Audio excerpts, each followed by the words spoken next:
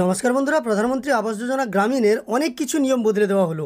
এমন কিছু কিছু নিয়মের পরিবর্তন ঘটানো হলো, যে ক্ষেত্রে আপনারা আরও অনেক সহজেই আপনাদের বাড়ি নির্মাণের জন্য আর্থিক সহযোগিতা প্রধানমন্ত্রী আবাস যোজনা গ্রামীণের মাধ্যমে পেয়ে যাবেন। আপনারা জানেন, এর আগে প্রধানমন্ত্রী আবাস যোজনা গ্রামীণের বাড়ি পাওয়ার জন্য যে সার্ভে হচ্ছিল আমাদের পশ্চিমবঙ্গে, বিশেষ করে সেক্ষেত্রে কয়েকটি নিয়ম বেশ জারি করা ছিল, যেখানে বলা হয়েছিল আপনার বাড়িতে যদি টু হুইলার বাইক থাকে, কিংবা মাছ ধরার নৌকো থাকে, কিংবা আপনার পরিবারের কেউ যদি 10,000 টাকা রোজগার করে প্রত্যেক মাসে, বাড়িতে যদি ফ্রিজ থাকে, টিভি থাকে, কিংবা ল্যান্ডলাইন ফোন থাকে, এছাড়াও আরও এত নিয়ম এখানে চালু ছিল যে সেক্ষেত্রে অনেকেই বাতিল হয়ে গেছিলেন। এরই মাঝে আবার আগামী 15ই সেপ্টেম্বর ঝাড়খণ্ড থেকে প্রধানমন্ত্রী আবাস যোজনা গ্রামীণের 26 লক্ষ উপভোক্তার ব্যাঙ্ক অ্যাকাউন্টে টাকা ট্রান্সফার করবেন সম্মানীয় প্রধানমন্ত্রী নরেন্দ্র মোদী। তো তারই মাঝে এই ধরনের একটা ঘোষণা, অনেক নিয়মের পরিবর্তন ঘটানো হলো প্রধানমন্ত্রী আবাস যোজনায়। চলুন আমরা একে একে সমস্ত নিয়মগুলো আজকের এই ভিডিওর মাধ্যমে দেখে নেব। তাই অনুরোধ করব, ভিডিওটি অবশ্যই আপনারা শেষ পর্যন্ত দেখবেন।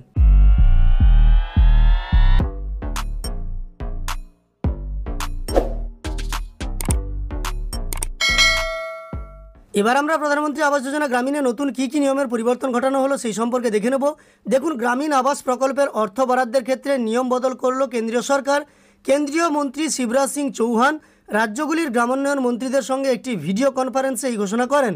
পরিবর্তিত নিয়ম অনুযায়ী মোটর বাইক, মোটর চালিত মাছ ধরার নৌকা, রেফ্রিজারেটর, ল্যান্ডফোন থাকলে এবং মাসিক আয় 15,000 টাকা হলেও সেই পরিবার কেন্দ্রীয় গ্রামীণ আবাস প্রকল্পের সুবিধা পেতে পারে। অর্থাৎ আগে কিন্তু মোটর বাইক কিংবা মোটর চালিত মাছ ধরার নৌকো কিংবা ফ্রিজ মানে রেফ্রিজারেটর, এছাড়াও ল্যান্ডফোন, এবং আপনাদের বাড়ির কেউ যদি মাসে 15,000 টাকা রোজগার করে, তাহলে তারা কিন্তু এই যোজনার মাধ্যমে টাকা বা আর্থিক সহযোগিতা পেতেন না। এবার কিন্তু পাবেন, সেটাই কিন্তু কেন্দ্রীয় গ্রামোন্নয়ন মন্ত্রকের পক্ষ থেকে জানিয়ে দেওয়া হলো। সেই সঙ্গে দেখুন, কোন কোন বিষয়ের ক্ষেত্রে প্রকল্প থেকে নাম বাদ যাবে তাও কিন্তু জানানো হয়েছে বৈঠকে। সূত্রের খবর, আবেদনকারীর নিজস্ব 3 অথবা 4 চাকার গাড়ি থাকলে তারা 50,000 টাকা বা তার বেশি অঙ্কের কিষাণ ক্রেডিট কার্ডের সুবিধা পেলে, মানে বুঝতে পারছেন জমির পরিমাণ অবশ্যই বেশি হবে, তবেই কিন্তু 50,000 টাকার ক্রেডিট কার্ড পাবেন, মানে কিষাণ ক্রেডিট কার্ড, তবেই কিন্তু ওই পরিবার পাবেন। পরিবারের কোনো সদস্য সরকারি চাকরি বা সরকার নথিভুক্ত কৃষির বাইরে অন্য কোনো ক্ষেত্রে সংস্থায় কাজ করলে, পরিবারের কোনো সদস্য আয়করের আওতাধীন হলে, 2.5 একর বা তার বেশি মালিকানা হলে এবার আবাসন প্রকল্প থেকে তার নাম বাদ যাবে। মানে নতুন কি নিয়ম করা হলো সেটাও কিন্তু আপনারা এখানে দেখতে পাচ্ছেন। কেন্দ্রীয় সরকারের তরফে জানানো হয়েছে, যে সমস্ত পরিবার পাকা ঘর এবং পাকা দেওয়ালের মধ্যে থাকে এবং 2টির বেশি ঘর রয়েছে, সেই সব পরিবারের নাম প্রকল্প থেকে ইতিমধ্যে বাদ দেওয়া হয়েছে।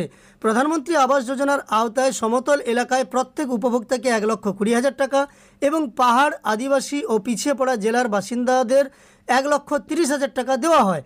এক্ষেত্রে সমতল এলাকায় এই প্রকল্পে কেন্দ্র এবং রাজ্য সরকার যথাক্রমে 60 এবং 40% হিসাবে টাকা দেয়। উত্তর পূর্ব ভারত, হিমালয় সংলগ্ন রাজ্য এবং জম্মু কাশ্মীরের ক্ষেত্রে এই ভাগ যথাক্রমে 90 এবং 10%।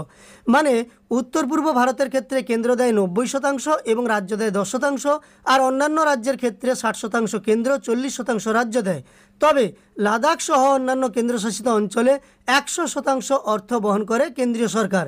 অর্থাৎ আজকের এই সংবাদের মাধ্যমে আমরা বুঝতে পারলাম, এবার কিন্তু আবাস যোজনায় অনেক নিয়মের পরিবর্তন ঘটানো হয়েছে। অনেক পরিবার ছিল যাদের আর্থিক অবস্থা তেমন ভালো নয়, তবে কেবলমাত্র একটি মোটর বাইক কিংবা ফ্রিজ এই টাইপের কিছু ছিল, তারা কিন্তু এই যোজনার মাধ্যমে তাদের নাম বাতিল বলে ঘোষিত হয়েছিল এর আগের বারের সার্ভেতে। কিন্তু নতুন করে কেন্দ্রীয় গ্রামোন্নয়ন মন্ত্রক সেই নিয়মের পরিবর্তন আনলো, যার ফলে অনেকেই কিন্তু এক্ষেত্রে সুবিধা পাবে। যাই হোক, এই নিয়মগুলো দেখার পরে আপনি কেমন চোখে দেখছেন সেটা কিন্তু কমেন্টে জানিয়ে দেবেন। ভিডিওটি ভালো লাগলে একটি লাইক করার সঙ্গে সঙ্গে চ্যানেলটিকে সাবস্ক্রাইব করে পাশে থাকা নোটিফিকেশন বেল আইকনটা অল করে রাখবেন।